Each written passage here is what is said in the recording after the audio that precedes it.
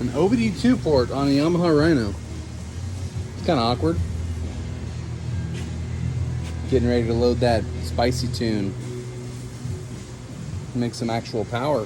Get it out of limp mode.